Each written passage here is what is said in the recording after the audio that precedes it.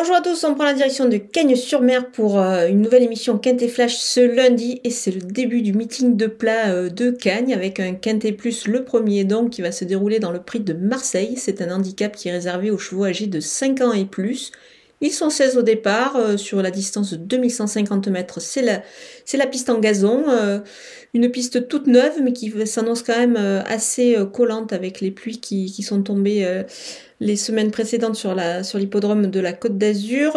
Un lot assez homogène, il va falloir dénicher les bonnes bases, mais écoutez, on va voir tout ça avec mon analyse.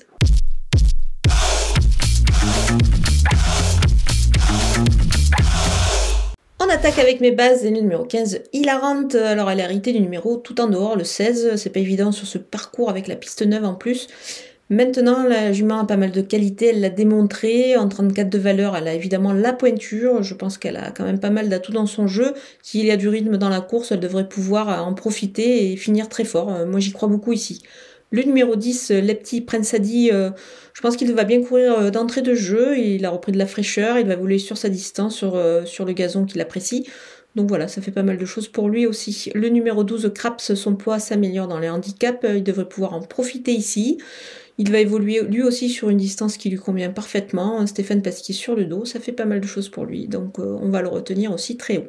Les opposants avec le numéro 6, Laos, il a tiré un bon numéro de corde ici, je pense qu'il devrait pouvoir en profiter.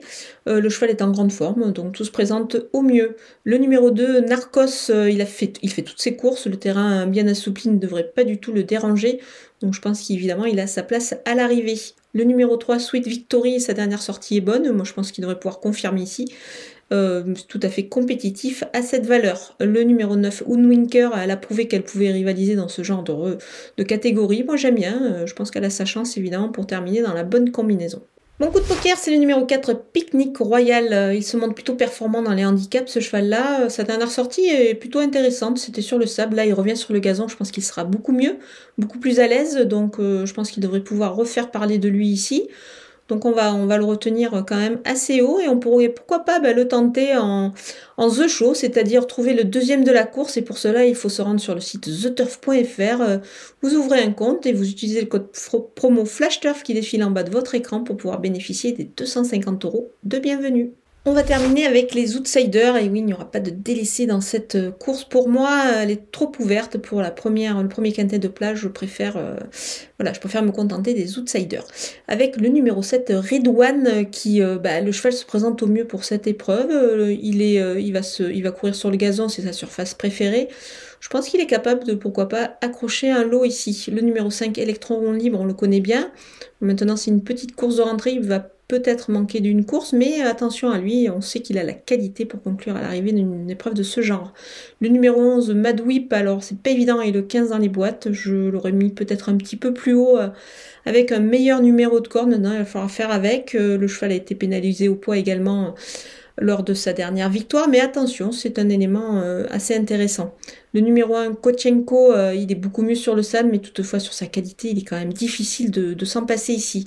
C'est le cas également du numéro 13, Noce d'Argent, c'est son compagnon d'écurie qui affiche un petit peu le même profil, c'est-à-dire qu'il préfère quand même le sable. Maintenant, voilà, c'est des chevaux qu'on connaît bien et qui sont capables, pourquoi pas, de venir accrocher une petite place. Le numéro 8, My Charming Prince, c'est un bon cheval. Maintenant, il n'a pas couru depuis un petit moment, depuis l'année dernière, il aura peut-être besoin de cette course, mais attention, c'est un bon cheval, il est également très bien à l'entraînement. Donc on va quand même le surveiller, il peut pourquoi pas créer une surprise en cas de défaillance des favoris. Le numéro 16, Intérieur, alors certes il aurait été mieux dans la deuxième épreuve, cependant le cheval se présente en belle forme pour cette épreuve, donc on va quand même le surveiller pour pourquoi pas créer une petite surprise lui aussi. Le numéro 14, Akio, évidemment, sur ses dernières perfs, c'est un petit peu embêtant, mais c'est un cheval qui a quand même démontré qu'il pouvait, pourquoi pas, créer une petite surprise dans ce genre de catégorie. Il va évoluer sur une piste qui devrait lui convenir. Donc on va s'en méfier. Voilà, on a passé en revue tous les partants de ce premier Quintet Plus du meeting de Cagnes-sur-Mer. Je vous laisse avec ma sélection et mes conseils de jeu.